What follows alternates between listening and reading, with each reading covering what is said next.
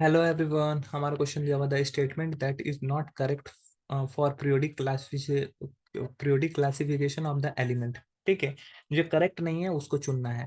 पहला है the property of element are periodic function of their atomic number.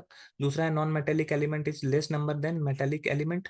The transition element of 3d orbital are filled with the electron after 3p orbital and before 4s orbital.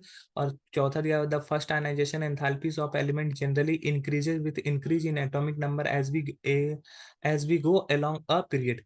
तो यहाँ पे तीन statement सही है, एक statement गलत है। कौन सा स्टेटमेंट गलत है? तो ऑप्शन सी वाला स्टेटमेंट गलत है। ठीक है, कैसे है एक एक करके हम लोग समझते हैं। पहले स्टेटमेंट ए की बात करते हैं।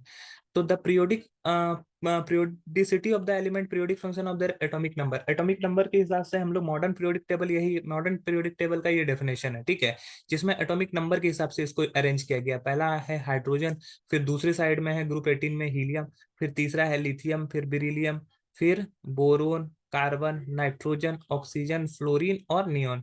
तो ये सभी में देखोगे हाइड्रोजन का एटॉमिक नंबर 1 है, फिर 2 है, इसका 3 है, 4 है, 5 है, 6 है, 7 है, 8 है, 9 है, 10 है। उसके बाद देखोगे तो सोडियम है, फिर मैग्नीशियम है, फिर एल्युमिनियम है, सिलिकॉन है, फास्फोरस है, सल्फर है, क्लोरीन है, आर्गन है। ठीक है, तो इसका 11, 12, 13, 14, 15, 16, 17, 18। अब यहां पर देखो, ये दोनों का, इस तीनों का प्रॉपर्टीज क्या है? सेम है।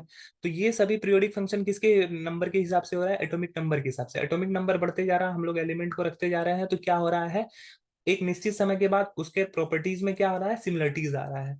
तो पहला तो ऑप्शन हमारा पीरियोडिक टेबल के हिसाब से सही है, तो ये सही वाला का हम लोग को नहीं चुनना है, तो ये रॉन्ग हो जाएगा।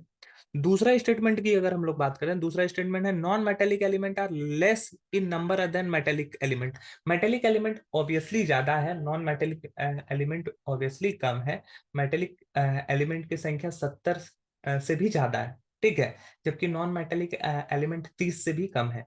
तो इस तरह से ये स्टेटमेंट भी हमारा पीरियोडिक टेबल के हिसाब से सही है, तो ये भी गलत हो जाएगा। थर्ड ऑप्शन में हम लोग को, थर्ड ऑप्शन गलत कैसे है ये हम लोग को बताना है।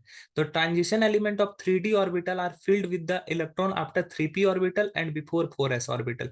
देखो यहाँ पे एनर्जी लेवल की अगर बात करें तो 1s, फिर 2s 2p आता है, फिर हमारा आता है 3s 3p 3d, फिर हमारा आता है 4s 4p 4d और 4f। ठीक है, 5s। तो यहीं तक देखते हैं। पहले कौन आता है?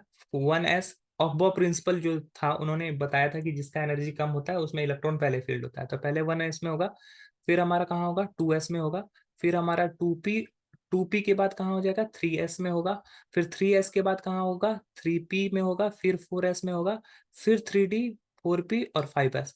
तो 3p के बाद 4s आया। क्वेश्चन में बोला गया, यहाँ पे बोला गया 3p orbital and before 4s orbital. 3p और 4s के पहले 3d में मिल जाता है? नहीं, 3p के बाद 4s में और 4s के बाद 3d ऑर्बिटल में जाता है। क्यों? क्योंकि 4s का एनर्जी थोड़ा लो होता है। ठीक है, तो ये स्टेटमेंट रॉन्ग है, इसी वजह से ये हम लोग सही आंसर होगा ये हमारा। और आखिरी जो ऑप्शन है हमारा, उसमें दिया हुआ है the first ionization enthalpies of element gradually increases with increase in atomic number. बोल रहा है कि फर्स्ट आयनाइजेशन एंथैल्पी जो होता है वो जनरली इंक्रीज होता है अगर हम लोग पीरियड में जाएं।